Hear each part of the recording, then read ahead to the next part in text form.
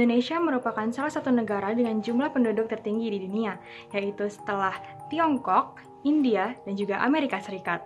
Tetapi, jumlah pengangguran di Indonesia masih saja mengkhawatirkan.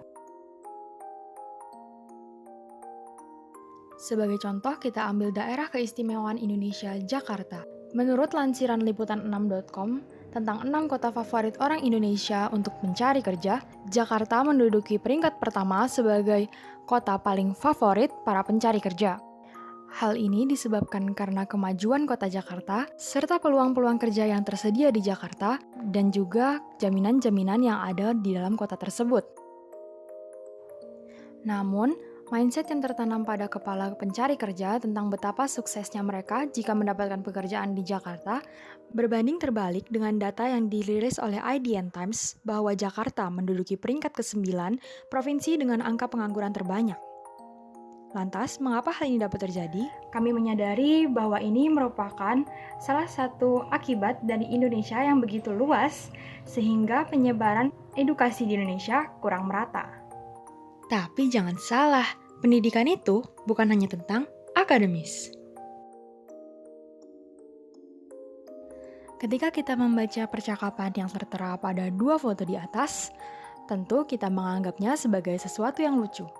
Itu semua karena kita sebagai kaum milenial memiliki pengetahuan tentang bagaimana cara bersikap kepada orang-orang tertentu. Era ini mencari seseorang yang pintar secara akademis sangatlah mudah. Pada saat ini kita membutuhkan seseorang yang tidak hanya pintar secara akademis, tetapi juga memiliki attitude yang baik. Attitude yang baik itu juga termasuk ke soft skill loh.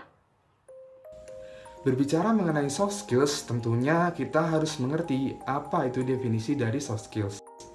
Dalam istilah sosiologis, soft skills dapat diartikan sebagai sesuatu yang berkaitan dengan kecerdasan emosional, sifat kepribadian, keterampilan sosial, komunikasi, berbahasa, kebiasaan pribadi, keramahan, dan optimisme yang mencirikan kemampuan seseorang dalam berhubungan dengan orang lain.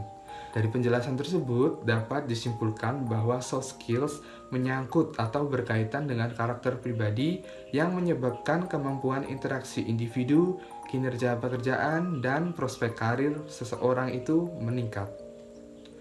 Beberapa penjelasan tadi menunjukkan bahwa soft skills dan karakter seseorang itu saling mempengaruhi atau berkaitan. Menurut Giblin dan Sailah dalam Sucipta tahun 2009, menekankan bahwa soft skills merupakan kunci menuju hidup yang lebih baik, sahabat yang lebih banyak, sukses lebih besar, dan kebahagiaan yang lebih luas. Dalam pengembangannya, soft skills seseorang dapat ditunjang melalui pendidikan karakter.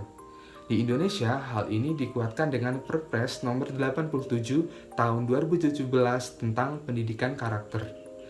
Pada pasal 2 Perpres nomor 87 tahun 2017, salah satu alasan penguatan pendidikan karakter yaitu membangun dan membekali peserta didik sebagai generasi emas Indonesia tahun 2045 dengan jiwa Pancasila dan pendidikan karakter yang baik guna menghadapi dinamika perubahan di masa depan.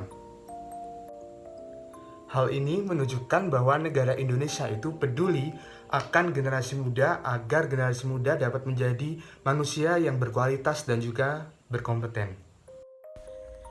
Penerapan pendidikan, terutama di daerah desa, tidak hanya cukup dengan mengandalkan pendidikan akademis saja, namun pendidikan karakter juga sangat dibutuhkan bagi mereka. Soft skills bersama dengan pendidikan karakter dapat melatih kepribadian para masyarakat desa agar lebih berpikiran maju, terampil, peka terhadap sekitar, dan berperilaku budiman. Hal-hal tersebut dapat mendorong masyarakat desa untuk terus mengais ilmu sehingga masyarakat desa lebih berwawasan luas. Selain itu, dengan pencapaian ilmu yang tinggi, masyarakat desa juga dapat menaikkan status sosial mereka. Dapat dilihat bahwa penerapan pendidikan karakter bersama dengan soft skills akan membawa dampak yang sangat besar pada kehidupan masyarakat desa, bahkan hingga dalam jangkauan yang jauh ke depan. Kali ini kami mendapatkan kesempatan untuk mewawancarai 4 siswa SMA dari Desa Sukorejo, Kendal, yaitu Yoga, Reina, Zulfa, dan juga Dava mengenai pengetahuan mereka tentang apa itu soft skill serta rencana mereka setelah lulus SMA nanti. Apakah sekolah pernah mengajarkan mengenai soft skill?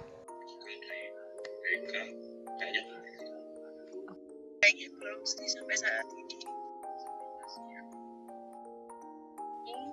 Itu dari organisasi. Kalau misalnya mencari info tentang beasiswa dan kuliah, lebih ke internet atau guru BK? Lebih kayaknya ke internet sih.